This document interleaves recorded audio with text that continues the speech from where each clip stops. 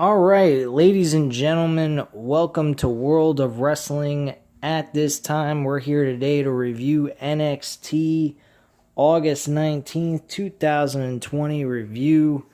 And just before we get into the intro music to this video, I want to mention one comment that's made to me earlier today about my rant on the WWE Thunderdome.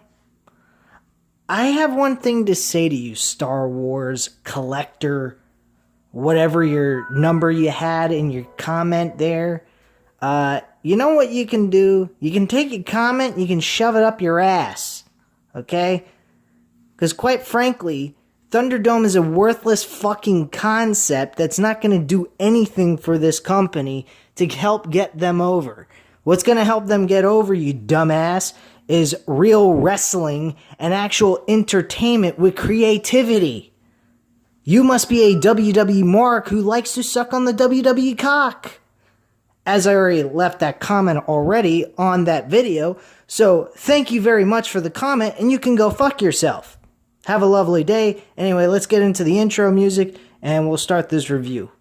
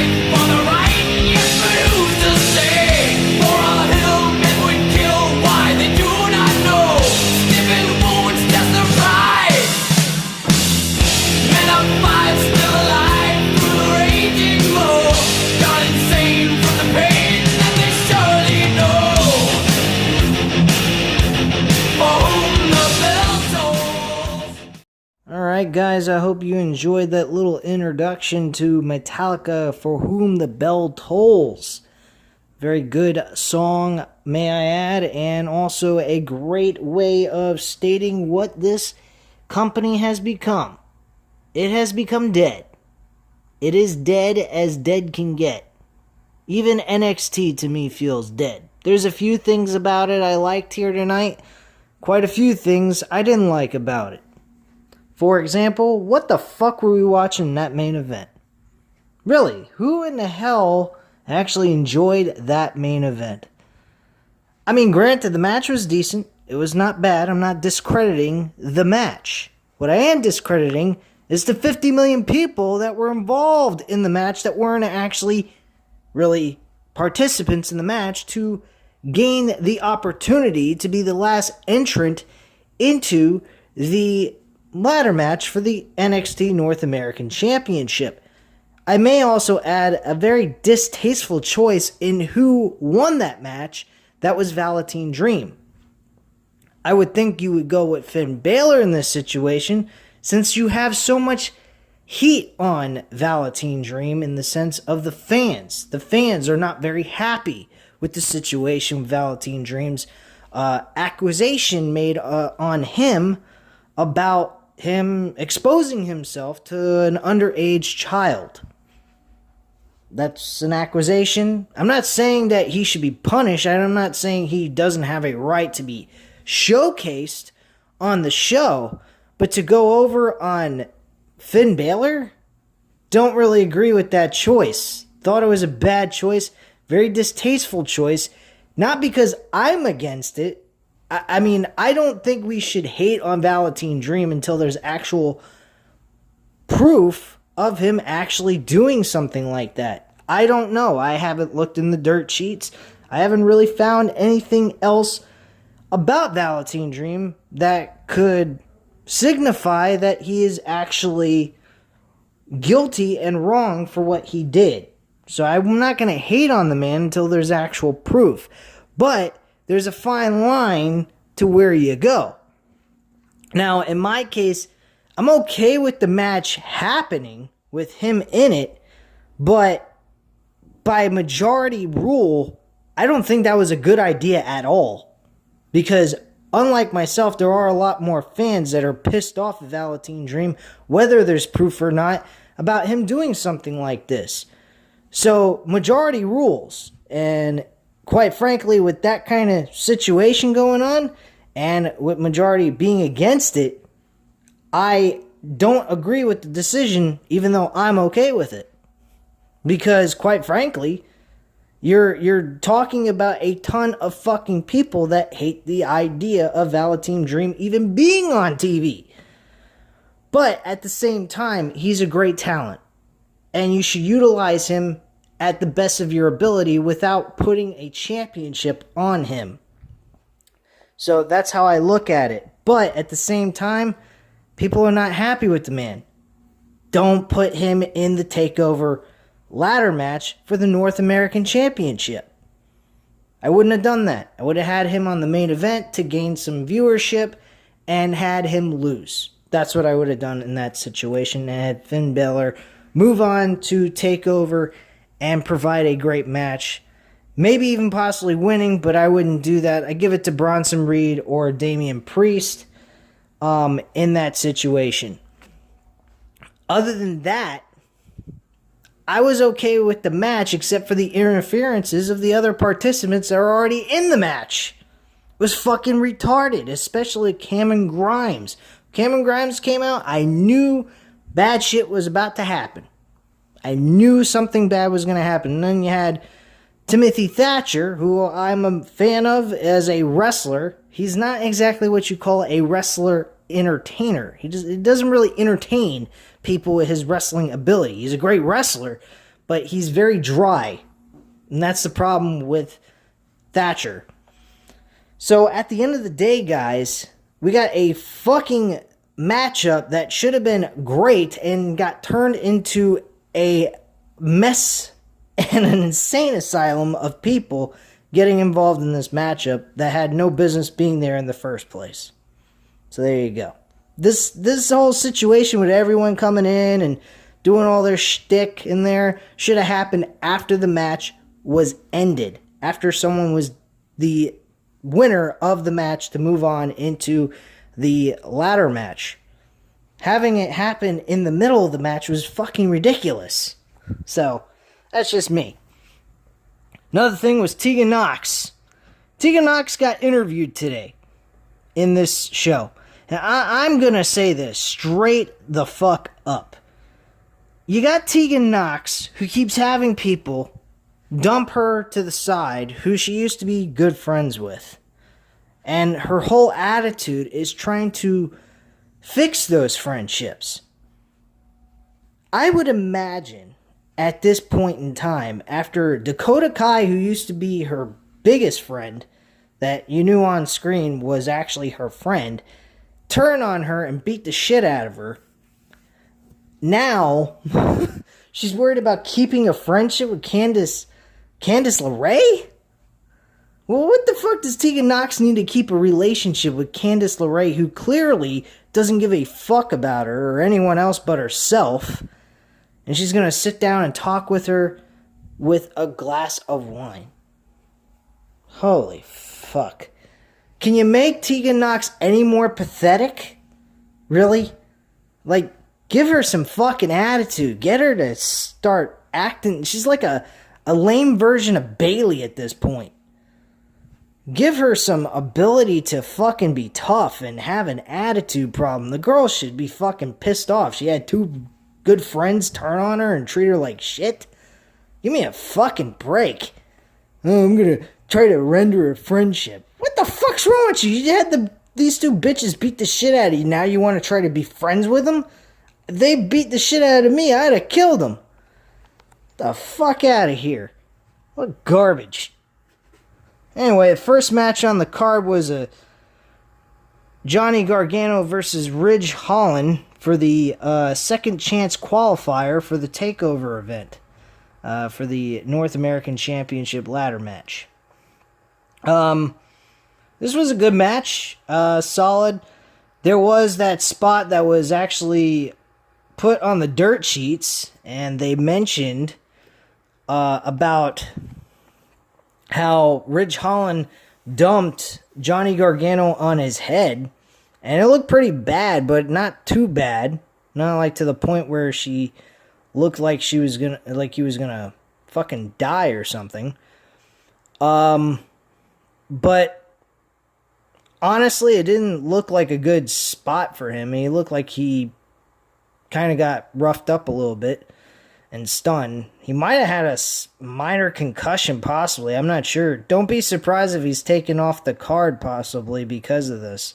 I wouldn't be surprised either, but chances are with what happened after that and in the main event, him actually appearing in that whole situation in the main event, I don't think there should be any concerns of him being taken out of this matchup. But yeah, Johnny Gargano wins the match and hits the final beat. And that was the end of that. After the match, the music hits. Gargano recovers. We go to replays. Gargano is now officially for the 5-man ladder match for the vacant North American Championship at TakeOver, with Bronson Reed, Damian Priest, and Cameron Grimes. LeRae helps Gargano get to his feet as Holland looks on and also gets to his feet. And that's that. Okay, great. Whoop-de-fuck-you-do. Next match on the card was Dakota Kai versus Jessie Kemi.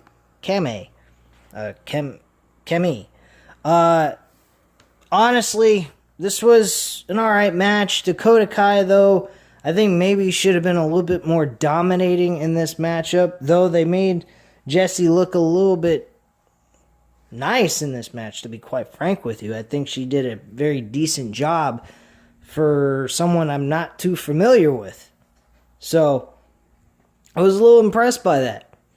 But granted, going into a championship match against Io Shirai, she should have looked a little bit more dominating, but I'm not going to complain too much about it because, she kind of finished her off in like less than 5-6 minutes. So, I'm not going to complain too much on that. Now, what I will complain about is there was some illogical thought behind this whole situation after the match. We have Io Shirai come out. She chases her into the ring. And then Dakota Kai kind of runs out of the ring and tries to run away. Io Shirai catches her in the corner of the arena. And out comes Raquel. I forgot her fucking last name, damn it. Raquel Gonzalez. I knew it was a Spanish name. So Raquel Gonzalez appears out of nowhere, gives her a big boot to the head. Great, fantastic. They're kicking the shit out of Io Shirai in the middle of the ring. They drag her to the middle of the ring, and they start kicking the shit out of her, and they have the advantage. And then all of a sudden, out of nowhere, Dakota Kai stops attacking, decides to talk more trash while it looked like Io Shirai to me was getting up, and she continued to talk more trash, and Io Shirai struck back. And then, while Io Shirai was striking back, Raquel Gonzalez is just standing there. She's just standing there. Why the fuck is she standing there? She waits until after she fully attacks on Dakota Kai and gets the upper advantage, and then attacks Shirai. Why wouldn't she attack her before she got the upper hand on Dakota Kai? That make no sense whatsoever to me. Completely illogical spot there. I thought that was retarded. I don't believe that in real life you would have something like that happen. Quite frankly, in the old days in WWE, if you had an upper advantage, if a heel had the upper advantage over the face with a 2-on-1 attack, and the face looked like they even had the slightest ability to attack another heel, the other heel there would have attacked that face, and they would have ganged up on them again to make sure they couldn't get back up. I mean, that's how it generally used to work. But hey, you know, I'm old school. I'm a guy that liked the 1990s and the 2000s type wrestling. And to me, I think this PG era can go bite itself. It needs to die a long, painful death and get lost. This is killing this company. We need some fucking gritty attitude type characters. We don't get any of that. We get this bubblegum wrestling bullshit. That is my terminology about WWE. They are a fucking bubblegum type wrestling. They're one of those, you know, you get those bubbly people, always happy, always looking on the bright side. Yeah, that's a good thing to do, especially under adversity. But when you got you're in a let's call this a sport, okay? Because technically a lot of this stuff is involved in sports, athletic, acrobatic shit, okay? When you're involved in a sport, I'll even use UFC since now I'm starting to do reviews on that. If you got into a fight with someone, you're not going to sit there and smile. You don't smile when you get into a fight. Maybe through the entrance or something like that. But once you get into that octagon, or in this case, we're talking about wrestling in the ring, you're not smiling. You're not doing any of that. Especially if you're going against someone who you absolutely despise. That's my point. We don't get any of that shit at all. The only thing we have gotten that with is Adam Cole and Pat McAfee, and then getting Keith Lee and Karrion Kross. Those are the two best matches, and honestly, I have shit all over Pat McAfee and Adam Cole going at it. But after tonight's episode, I'm all for it. The reason why is because Pat McAfee really has proven he can portray a dick very well. Now my only concern is, can the man provide a good match with really no experience of wrestling in the ring? I hope that he has trained in wrestling over the last couple of years since he's been somewhat involved in the WWE. I believe he does pre-shows for the NXT pay-per-views that they do for TakeOver and shit like that. And if that's the case, fantastic. I'm all for it. If he actually trained and learned the ways of wrestling and know what he's going to be doing in that ring, instead of being some fucking doofus like Tyson Fury or some other asshole, just a name, which he ain't really much of a name at all if you really think about it. But to go ahead and actually perform inside of a ring with no experience whatsoever actually being in the ring, and especially up against a guy like Adam Cole, and provide a good match, I will be very impressed with that. And I'd be eating my own words for what I've said in the beginning about all this. And I hope I do. Because, quite frankly, I would like to see, after all this build-up and hype, that they deliver. And I think they could, possibly, because, well, one, Adam Cole's in the match. And two, if Pat McAfee has been training over the last couple of years going into this match and has actually have some learning experience in wrestling, then this match shouldn't be that bad. And we should go home pretty happy with this match. But outside of that, those are the only two matches I'm really concerned with. Io Shirai and Dakota Kai has done a good job in their build. They're pretty solid. But that attack was fucking horrendous. I hated that. I thought that was retarded. The next match on the card was Legado del Fantasma versus Breezango and Isaiah Swerve Scott. Didn't really care for this match. It wasn't terrible, but it was boring. I did not really care for this. The winners were Legado del Fantasma. That was basically it. I didn't really care for this match. This match did not attract my attention. It did not excite me. Didn't really care for it, period. For those of you that did, terrific. I'm happy for you. I'm glad that you found interest in this matchup and was entertained. I just was one of the people that weren't. That's all. So we had Pat McAfee come down to the ring with a couple of his crone heads from the NFL. And they got in the ring with Adam Cole in the Undisputed Era. Adam Cole sent his guys to the side of the ring, and Pat McAfee did the same. Pat McAfee did most of the talking. He delivered a lot of smack on the mic. He did a fantastic job. I think he sounded terrific. And secondly, like I said earlier, he plays a dick very well. I was really impressed with what he had to say. I think he was entertaining. I thought he was very much of a dick. I hope to see him get his ass kicked anyway, no matter how well he delivered on that microphone. And I hope we see him long gone after this. Because I don't want to see Pat McAfee anywhere near a WWE ring.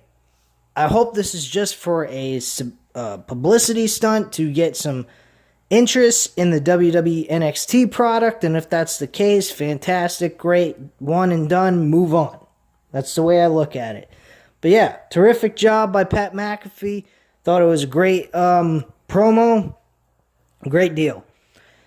I loved the movie package, or video package, of the Keith Lee versus Karrion Kross for the North American Championship.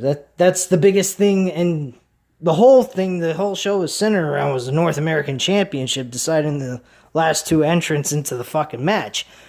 But yeah, they discussed the World Heavyweight Championship. They showed a video package of that and how it's all been built up and gotten to the point that it's at. They used the song Frantic by Metallica, which is off of the Saint Anger album. Not too many people are big fans of that album. I'm probably one of the few, and that's fine. I don't mind being a minority in the situation. But yeah, Frantic is a great song in my opinion. I absolutely love the pace of the song, the heavy riffs that go in it, and so forth. I found it very, very, very entertaining shit, along with the video package.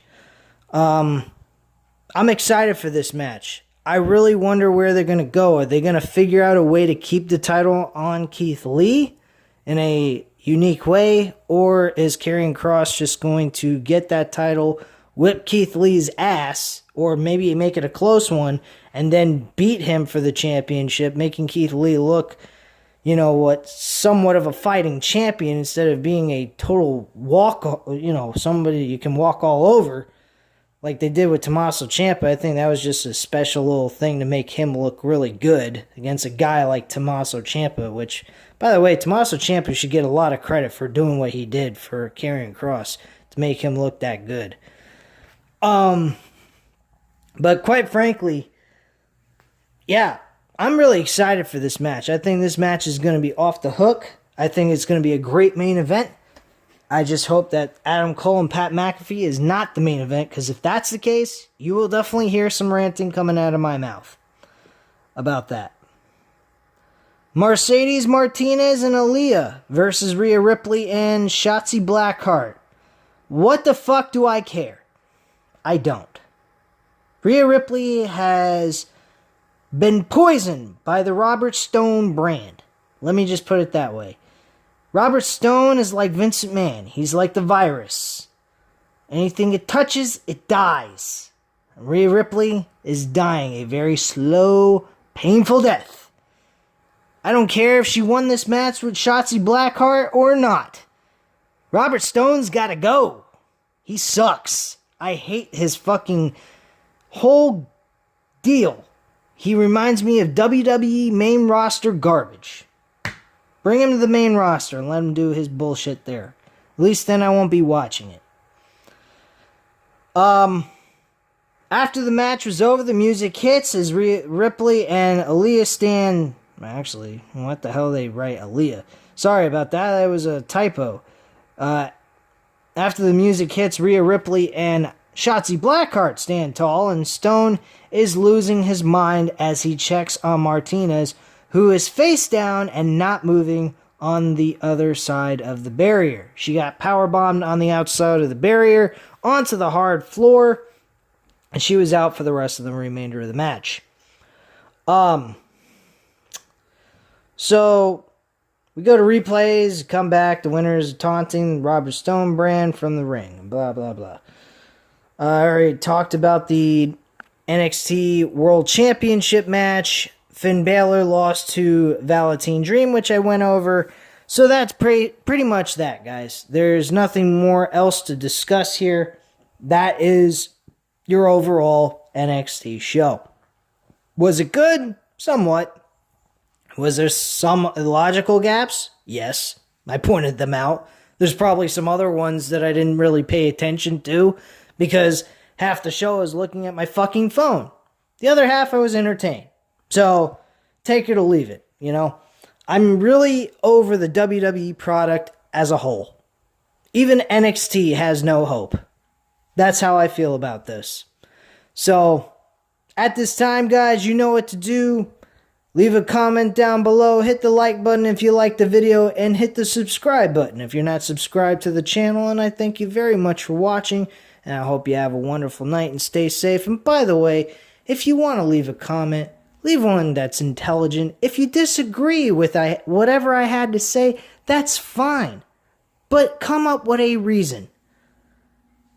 A legitimate reason. Explain to me why you disagree with my commentary on something. Don't just insult me and then that's that.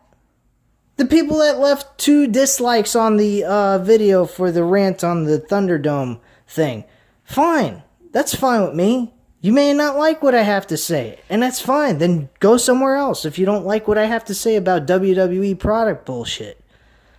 But don't come on here and leave stupid comments like the one I just got from Star Wars Collector whatever. Please, be more intelligent. And thank you very much for watching.